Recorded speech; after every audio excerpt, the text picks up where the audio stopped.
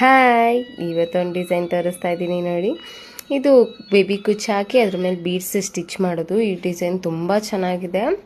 ಇದು ಲೆಂತ್ ಇರಬೇಕು. ಈ ಕುಚ್ಚು ಎಷ್ಟು ಲೆಂತ್ ಇರುತ್ತೋ ಅಷ್ಟು ಚೆನ್ನಾಗಿ ಕಾಣುತ್ತೆ. ನಾನು ಇಲ್ಲಿ 1.5 ಇಂಚ್ ಲೆಂತ್ ಬಿಟ್ಟಿದ್ದೀನಿ ಕುಚ್ಚು.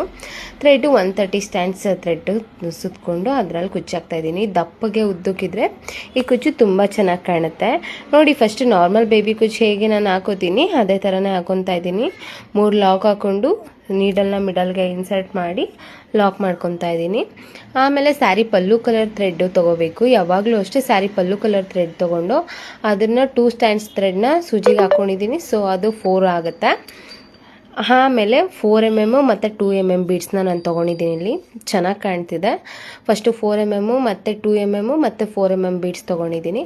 ಫಸ್ಟ್ ಹಾಕ್ಕೊಂಡು ಮತ್ತೆ ಅದ್ರ ಪಕ್ಕದಲ್ಲೇ ನೀಡಲ್ನ ಇನ್ಸರ್ಟ್ ಮಾಡಬೇಕು ಈ ಥರ. ಅದಾದಮೇಲೆ ಮತ್ತೆ ನೀಡಲ್ನ ಬ್ಯಾಕ್ ಸೈಡಿಂದ ಫ್ರಂಟ್ ಸೈಡ್ಗೆ ಬೀಡ್ಸ್ ಒಳಗಡೆ 4 mm ಬೀಡ್ಸ್ ಒಳಗಡೆ ತಗೊಂಡು ಮತ್ತೆ 2 mm 4 mm ಬೀಡ್ಸ್ನ ಹಾಕ್ಕೊಂಡು ಮತ್ತೆ ಅದ್ರ ಪಕ್ಕದಲ್ಲೇ ತೊಗೋತಾ ಇದ್ದೀನಿ.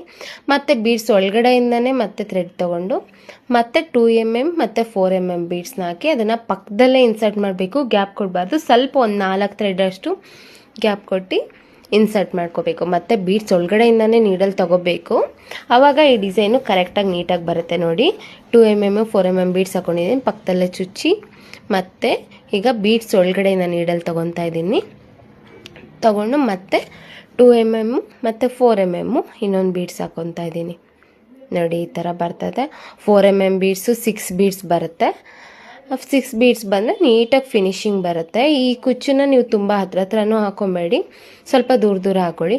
ಮತ್ತು ಬ್ಯಾಕ್ ಸೈಡಿಂದ ಫ್ರಂಟಿಗೆ ಥ್ರೆಡ್ ತೊಗೊಂಡು ಮತ್ತು 2 mm ಬೀಡ್ಸ್ನ ಒಂದೊಂದೇ ಸ್ಟಿಚ್ ಮಾಡ್ಕೋಬೇಕು ನೋಡಿ. ಬ್ಯಾಕಿಂದ ಫ್ರಂಟಿಗೆ ತೊಗೊಂಡು ಬೀಡ್ಸ್ ಒಳಗಡೆ ತೊಗೊಂಡು ಮತ್ತು ಫ್ರಂಟಿಂದ ಬ್ಯಾಕಿಗೆ ನೀಡಲ್ನ ತೊಗೊಂಡು ಈ ಥರ ಲಾಕ್ ಮಾಡ್ಕೋಬೇಕು.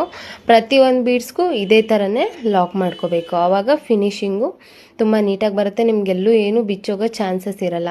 ಇಲ್ಲ ಅಂದರೆ 2 mm ಬೀಡ್ಸು ಲೂಸ್ ಆಗಿಬಿಡುತ್ತೆ, ಫಿನಿಶಿಂಗು ನಿಮಗೆ ಕಾಣಲ್ಲ. ಈ ಥರ ಮತ್ತೆ 2 mm ಬೀಡ್ಸ್ನ ಮತ್ತೆ ಸ್ಟಿಚ್ ಮಾಡ್ಕೊಳ್ಳೋದ್ರಿಂದ ಫಿನಿಶಿಂಗು ತುಂಬ ಚೆನ್ನಾಗಿ ಬರುತ್ತೆ ನೋಡಿ. ಮತ್ತೆ ಆದಮೇಲೆ ಬ್ಯಾಕ್ ಸೈಡು ಒಂದು 2 ಲಾಕ್ಸ್ ಮಾಡಿಕೊಂಡು 2 or 3 ಲಾಕ್ಸ್ ಮಾಡಿಕೊಂಡು ಥ್ರೆಡ್ಸ್ನ ಕಟ್ ಮಾಡ್ಕೋಬೇಕು ನೋಡಿ. ಈ ಥರ ಕಟ್ ಮಾಡಿಕೊಂಡ್ರೆ ನೀಟು ಫಿನಿಶಿಂಗ್ ಕಾಣುತ್ತೆ. ಇದನ್ನು ನೀವು ಕಾಂಟ್ರಾಸ್ಟ್ ಕಲರ್ ಬೇಕಾದ್ರೆ ಹಾಕೋಬೋದು, ಇಲ್ಲ ಸ್ಯಾರಿ